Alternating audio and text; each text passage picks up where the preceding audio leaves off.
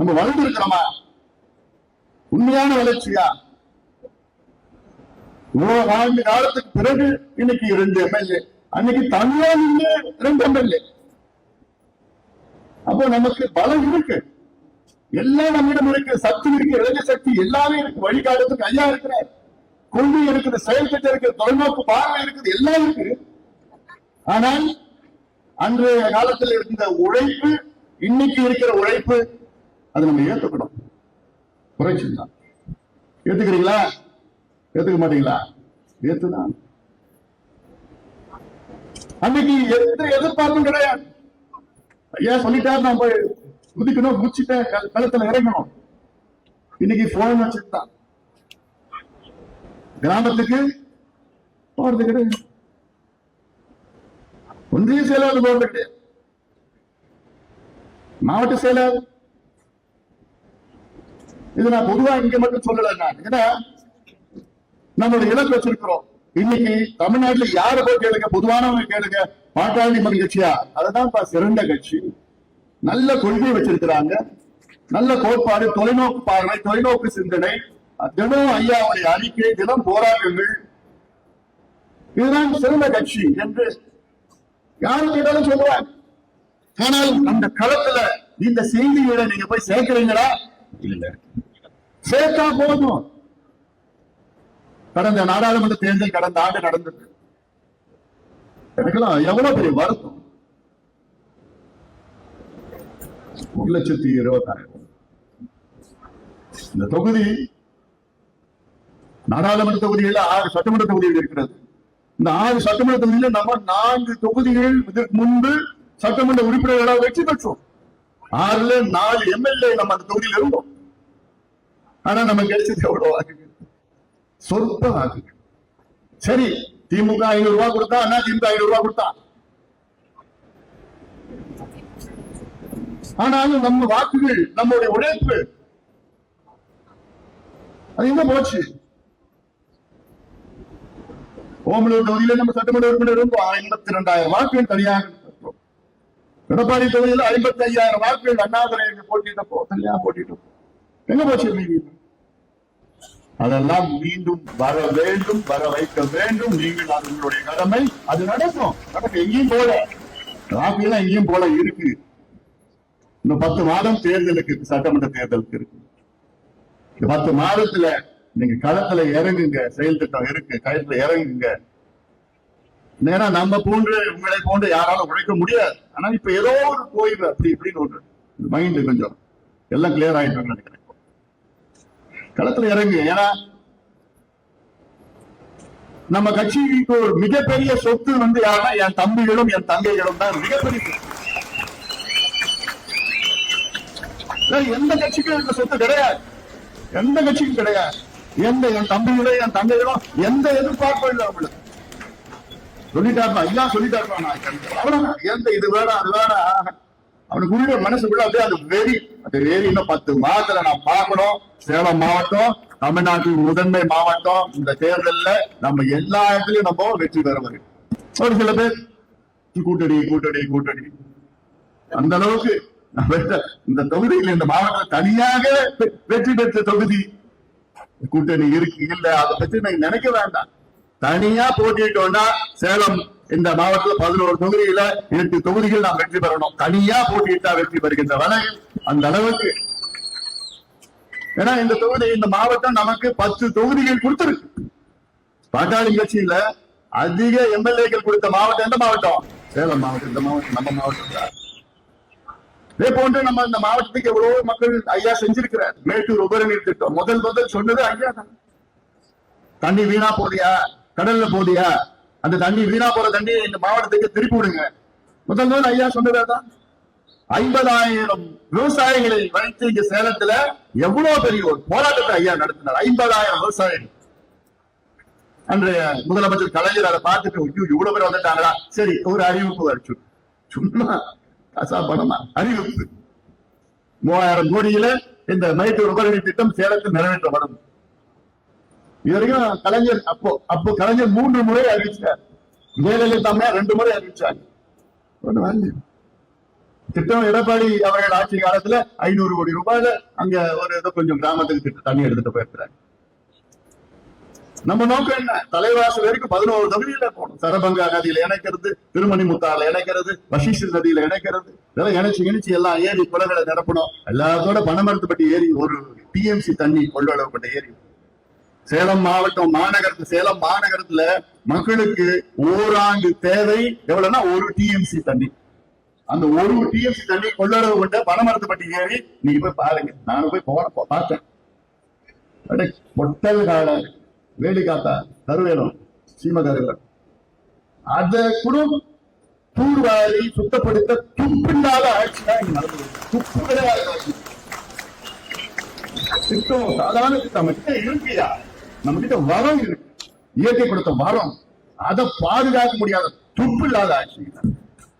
இன்னைக்கு முதலமைச்சர் விழுப்புரத்துல தியாகிகள் மணிமண்டபம் திறக்கிறார். இருக்கட்டும். எந்த தியாகிகள்? ஐயா 1 வாரம் சாலை மறியல் அறிவிச்சார். இவங்க கிட்ட கேட்டு பார்த்தாரு, கொடுக்கல. இடஒதுக்கீடு கொடுக்கல, தனியா கொடுக்கல. பிறகு ஐயா அவர்கள் 1 வாரம் சாலை மறியல் 1987 செப்டம்பர் 17 23 வரைக்கும். அதுல முதல் நாள் 21 பேர் அவங்களோட உயிரிழை தியாகம் செய்தார். முதல் நாள் காவல்துறையில அது சுட்டாங்க. நேரம் மாறல பார்த்து சுட்டாங்க. அது இன்னைக்கு வரைக்கும் அதை பத்தி கேட்கறதுக்கு ஒரு கட்சி கூட துப்பு கிடையாது, ஒரு இயக்கம் கூட வாய திறக்கணும். இன்னைக்கு வரைக்கும் ஒரு கண்டிப்பு ஒண்ணு கிடையாது. அப்படிப்பட்ட தியாகிகளுக்கு இன்னைக்கு மணிமண்டபம் கட்டுறாங்க, கட்டுங்க. ஆனா அந்த தியாகிகள் குடும்பம் என்ன சொல்றாங்க? பேரங்கிட்ட இப்ப கேட்டா, என் தாத்தா எதுக்கு உயிரம் கொடுத்தாருன்னா, தமிழ்நாட்டில் இருக்கிற பிற்படுத்தப்பட்ட வன்னியர் மக்கள்லாம் படிக்கணும், வேலைக்கு போகணும். அந்த நோக்கம் தான் ஐயா. ஆனா அதெல்லாம் விட்டுட்டாரு முதலமைச்சர் அவர்கள். நான் மணிமண்டபம் கட்டுவேன், ஆனா வன்னியர்களுக்கு இடஒதுக்கீடு கொடுக்க மாட்டேன். இது ஒரு அடையாளம். மணிமண்டபம் கட்டுங்க, ஆனா அது போதாதுங்க. இடஒதுக்கீடு கொடுங்க, உங்களுக்கு அதிகாரம் இருக்கிறது. எல்லா அதிகாரம் உங்களுக்கு கையெழுத்து போட்டா போதும். இங்க கொடுக்க முடியாத ஒரு முதலமைச்சர். ஆனா நான் சொல்றேன், தமிழ்நாடு வரலாற்றில் வன்னியர்களுக்கு துரோகம் செய்த, இன்னும் சொல்ல போனா வன்னியர்களுக்கு அதிக துரோகம் செய்த முதலமைச்சர் யார் என்று சொன்னால் வரலாற்றிலே அது மு.க. ஸ்டாலின் அவர்கள் தான் சொல்வார்கள். இது நான் சொன்னது சாதாரண வார்த்தை கிடையாது.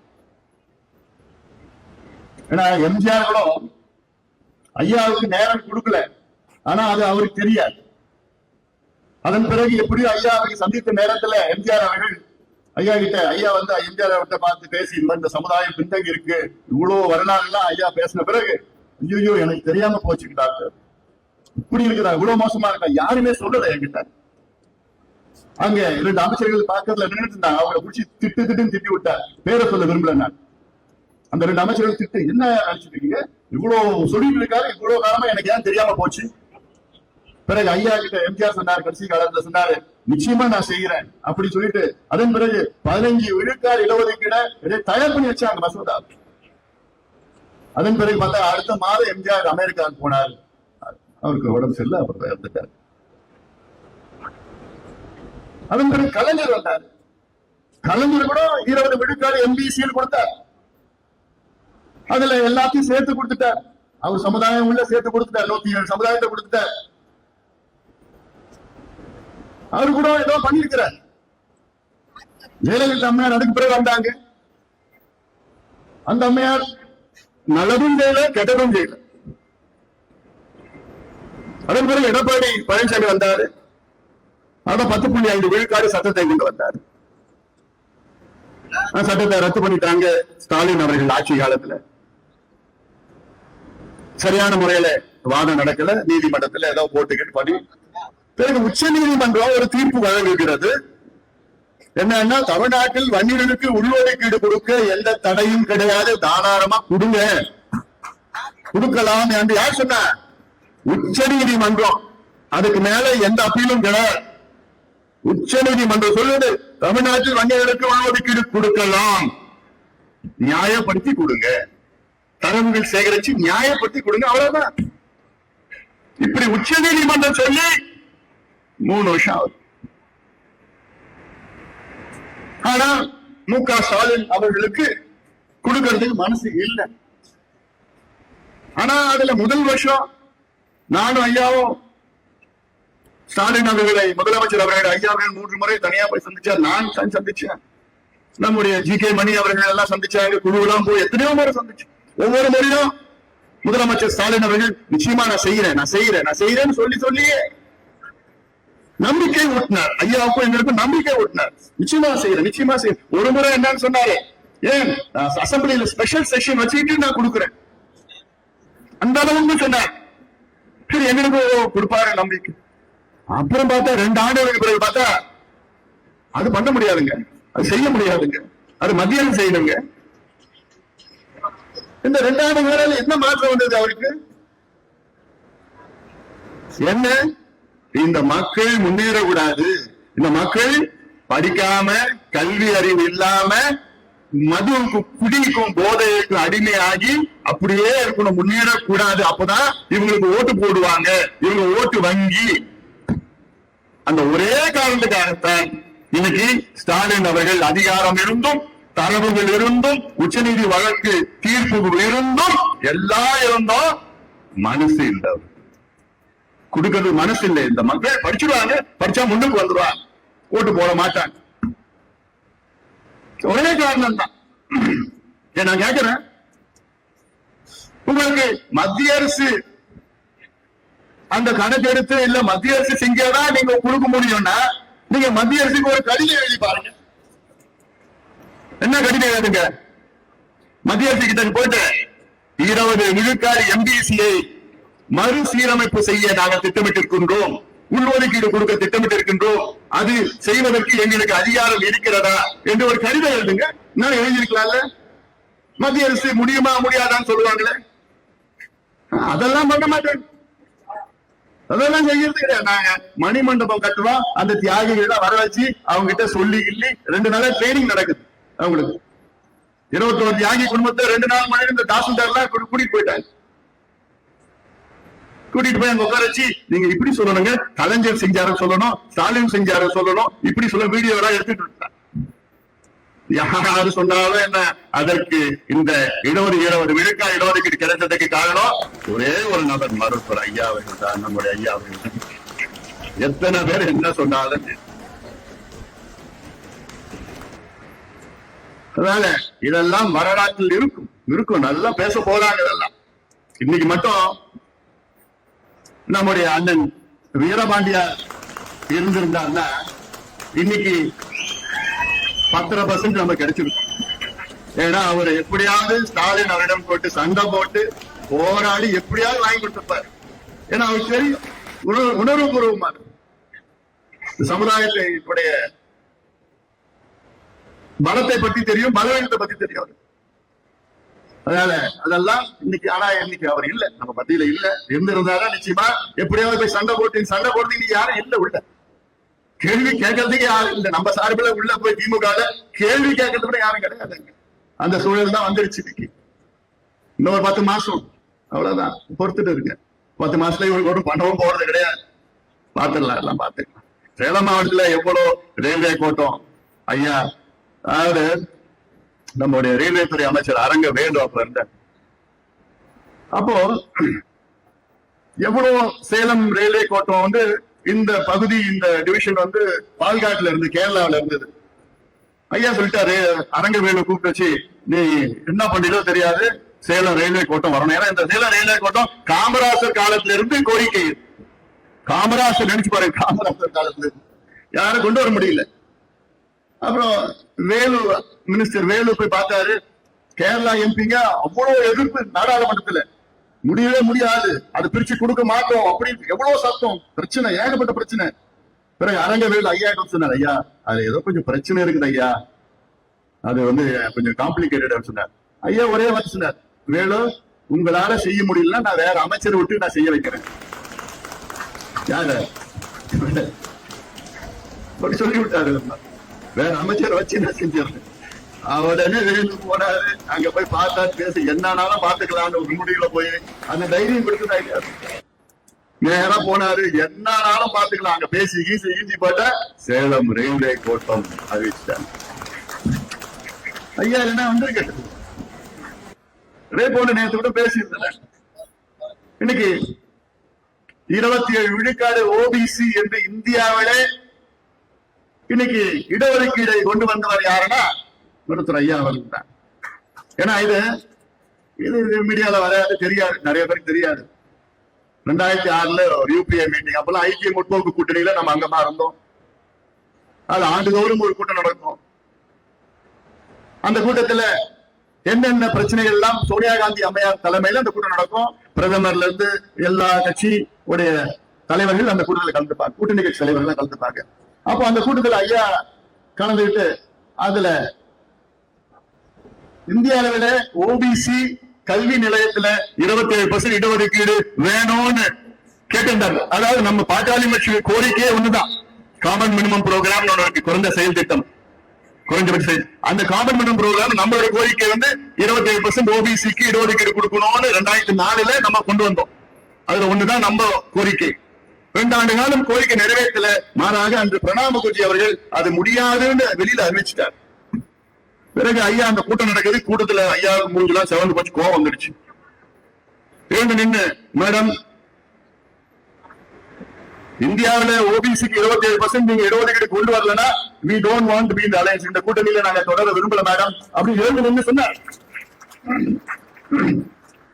அந்த அம்மாவுக்கு என்ன திடீர்னு ஒருத்தர் எழுந்து நின்று இப்படி சொல்றாரு. ஐயோ உட்காருங்க ப்ளீஸ், சொல்லுவோம் டாக்டர், உட்காருங்க உட்காருங்க, கோபப்படாதீங்க, உட்காருங்க உட்காருங்க.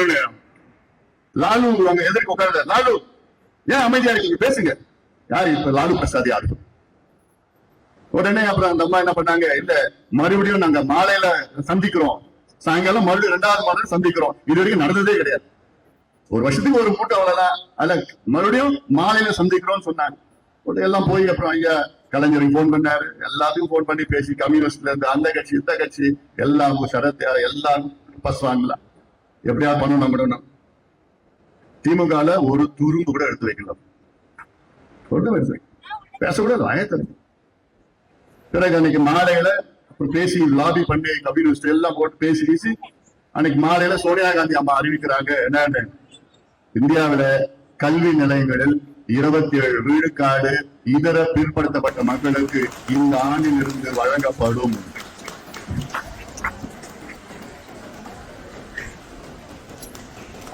அன்னைக்கு ஐயா அந்த கூட்டத்துல இல்ல, கலந்துக்கலனா இன்னைக்கு வரைக்கும் அது கிடைக்காது. இன்னைக்கு வரைக்கும் அது கிடைச்சிருக்காது, எனக்கு தெரியும். அதுக்கு பிறகு யார் வந்தா என்ன வந்தாலும் வந்திருக்காது. அந்த மனநிலையில யாரும் இல்லை, கொடுக்கறது நிலையில இல்லை. இதெல்லாம் எவ்வளவு ஐயா பாட்டாளி கட்சி இந்தியாவுக்கும் தமிழ்நாடு இடஒதுக்கீடுன்னு சொன்னா அதை பத்தி பேசுறது 2-3 மணி நேரம் ஆகும். இந்தியாவோட 6 இடஒதுக்கீடு கொண்டு வந்தது யாருன்னா ஐயா தான். இது வரைக்கும் இன்னைக்கு இருக்கிற தலைவர்கள், இந்தியாவில் இருக்கிற தலைவர்கள்ல ஒருத்தர் கூட ஒரு இடஒதுக்கீடு கொண்டு வரல. இன்னைக்கு இருக்கிற தலைவர்கள், இன்னைக்கு வாழ்ந்து கொண்டிருக்கிற தலைவர்கள் ஒரு நபரு கூட ஒரு இடஒதுக்கீடு வாங்கி தந்தது கிடையாது இந்தியாவில். சமீபத்துல ராணிப்பேட்டை மாவட்டம் நெமிலி ஒன்றியம் நெல்வாய் கிராமம், இங்க 2 பிள்ளைங்க பெட்ரோல் ஊத்தி கொளுத்தப்பட்டார்கள். திருமால்பூர் அங்க இருக்கிற பக்கத்து கிராமத்துக்கும் இவங்களுக்கும் தொடர்ந்து சண்டை. 2 தம்பிங்க, பாட்டாளி மக்கள் கட்சியை சார்ந்த 2 தம்பிங்க, அதாவது பெட்ரோல் ஊத்தி கொளுத்துறது எவ்வளவு பெரிய ஒரு கொடூரம், ஒரு வன்மம். அப்படி செஞ்சிருக்கிறாங்க. இது ஒரு செய்தியா கூட வரல, எந்த தொலைக்காட்சியிலையும் எந்த பேப்பர்லயும் செய்தியா போறதுக்குள்ள தமிழ்நாட்டு ஊடகத்துறையில மனசுல ஈரம் கிடையாது. அதுல ஒரு தம்பி இறந்துட்டான். அந்த இறந்த செய்தி யாராவது போட்டாங்க? எந்த மீடியால வந்துச்சா? ஒருத்தர் பெட்ரோல் ஊத்தி கொடுத்து இறந்து இருக்கிறான், செய்தி போறது கூடமா அவங்களுக்கு எல்லாம் ஈரம் அந்த மனசுல? ஏன்னா இவங்க 2 பேரும் பாட்டாளி கட்சி சார்ந்தவங்க. இதுவே மாறி அந்த சம்பவம் நடந்ததுன்னா நினைச்சு பாருங்க என்ன நடக்கும். இந்தியா முழுவதும் கொதிக்கும். எப்படி பண்ணிட்டான், அப்படி பண்ணிட்டான், இப்படி ஆயிடுச்சு, அப்படி ஆயிடுச்சு. அப்ப என்னையா எங்க உயிர்லாம் ஒண்ணுமே இல்லையாயா? எங்க உயிருக்கு விலை இல்லையா? ஒண்ணு இல்லையாயா? என்ன ஊடக தர்மம், ஊடக நியாயம்? அதுல என்னுடைய முதல் கவலை என்ன, அன்னைக்கு ஏதாவது பிரச்சனை ஆயிட போதும், இங்க பிரச்சனை, அங்க கலவரம், அப்படி பண்ற போதுன்னு என்னுடைய முதல் கவலை. நான் நம்ம கட்சிக்காரன் பேசி எங்கேயோ பயனாளிகளா அமைதியாரடா, பிரச்சனை வேணாம் வேணாம் வேணாம். கடந்த காலம் போன்ற இருந்ததுன்னா எல்லாரும் வேற விதமா ஆயிட்டு இருக்கும். இங்கே தெரியும். ஆனா அதெல்லாம் நமக்கு வேண்டாம். ஐயா கஷ்டப்பட்டு வாங்கி கொடுக்க 20 ஓட்டு எம்பிசியில இருக்கு. அதுல படிச்சு வேலைக்கு போனோம். தம்பிங்களுக்கு வழக்கு வேண்டாம், அதுதான் நாங்க இருக்கிறோம். இல்ல எங்களுக்கு அரசியல் ஆதாயத்துக்காக நீ இது பண்ணுடா, அப்படி பண்ணுடான்னா ஒரு நிமிஷம் ஆகும். அதெல்லாம் நாங்க செய்ய மாட்டோம். 20 ஆண்டுகளுக்கு முன்பு தமிழ்நாடு, வட தமிழ்நாடு எப்படி இருந்தது தெரியல உங்களுக்குலாம். தினமும் பிரச்சனை, தினமும் கலவரம், தினமும் அங்க பிரச்சனை, இங்க எழுத. எனக்கு ஐயா நினைச்சு பார்த்தாரு, ஐயோ வேண்டாம். ஐயா ஒரு நபரால இன்னைக்கு வட தமிழ்நாட்டுல 30 ஆண்டு காலம் அமைதி நிலவி கொண்டிருக்கிறது. ஒரே ஒரு நபர். வேற விதமா சேலம் மாவட்டம், அப்ப பாத்தீங்கன்னா சேலம், நாமக்கல், தருமபுரி, கிருஷ்ணகிரி 4 மாவட்டமும் சேர்ந்ததுதான் சேலம் மாவட்டம். இப்ப 4 பிரிச்சுட்டாங்க. இந்த சேலம் மாவட்டத்தில் பாத்தீங்கன்னா அப்பதான் அவ்வளவு நக்சலைட்ஸ், மாவோயிஸ்ட், நக்சலைட்ஸ். யாரு? நம்ம பிள்ளைங்க தான். ஏன்? படிப்பு இல்ல, வேலை இல்ல, அவ்வளவு இருந்தாங்க. ஐயான்னு என்னைக்கு வந்தாரோ அவங்க அத்தனை பேரும் வந்து சரண்டர் ஆகி ஐயா கிட்ட நாங்க வர ஐயா, நீங்க எங்களை படிக்க வைங்க, எங்களுக்கு வேலையை வாங்கி கொடுங்க. அந்த நம்பிக்கை ஐயா மேல் வைத்துதான் இன்னைக்கு நக்சலிசம் ஒண்ணு தமிழ்நாட்டில் இல்லாம போறதுக்கு காரணம் யாரு? மருத்துவர் ஐயா. இதெல்லாம் எவ்வளவு இருக்கு, எவ்வளவு பேசிட்டு போலாம், எவ்வளவு இருக்கு, எவ்வளவு செய்திகள் மக்கள் கிட்ட நீங்க சொல்லலாம். என்ன நம்மள அப்படியே பாக்குறேன், அப்படியே பாத்துக்கிறேன். ஒண்ணுதான் சேர்த்து சொல்றேன், உன் தொகுதியில வாங்குறீங்க ஓட்டு, 52,000 ஓட்டு வாங்கின தொகுதி. அதெல்லாம் எல்லாத்தையும் தான் சொல்றேன். 10 மாசம் தான் இருக்கு. 10 மாதத்துல களத்துல இறங்குங்க. அந்த வெறி வரணும், கோவம் வரணும். உள்ள கட்சி இறங்கு வருமா? என்ன மூணு பார்த்தா வர தெரியல எனக்கு. இறங்குங்க, போங்க, பாத்துக்கலாம். 2ல 1 பாத்துக்கலாம். வந்துச்சா? வந்துச்சா? அதனால இது ஒவ்வொரு தம்பிகளுக்கும் இது வரணும். களத்துல போய் இறங்கி பார்த்து உறுதியா நாம் வெற்றி பெறுகின்றோம், உறுதியா வெற்றி பெறுகின்றோம்.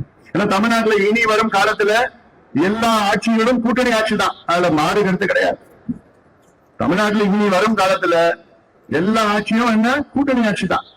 எந்த ஒரு கட்சியும் தனியா ஆட்சிக்கு வர முடியாது, வெற்றி பெற முடியாது. அது ஒரு சூழல் வந்துருச்சு. அப்படிப்பட்ட கூட்டணி ஆட்சி வருகின்ற சட்டமன்ற தேர்தலில் அதில் பாட்டாளி கட்சி நீங்க எவ்வளவு வேகமா வேலை செய்றீங்களோ, எவ்வளவு அர்ப்பணிப்போடு களத்துல நீங்க இறங்குறீங்களோ, அதே போன்று அந்த அளவுக்கு நமக்கு வெற்றி கொடுக்கும். நம் வெற்றி கொடுக்கும். அந்த வெற்றியை நாம் பெறுவோம். ஏன்னா இதுல வேற என்ன, இதுல 10 மாவட்டத்துல பேசுற பேச்சு வேற, சேலம் மாவட்டத்துல பேசுற பேச்சு வேற. ஏன்னா நீங்க மற்ற மாவட்டத்தில் எடுத்துக்காட்டு ஒரு எக்ஸாம்பிள். அந்த எடுத்துக்காட்டு அந்த பழைய நிலையை நீங்கள் கொண்டு வாருங்கள் என்று உங்களை மீண்டும் மீண்டும் அன்போடு, பாசத்தோடு, உரிமையோடு கேட்டுக்கொண்டு நன்றியோடு அமர்கின்றேன்.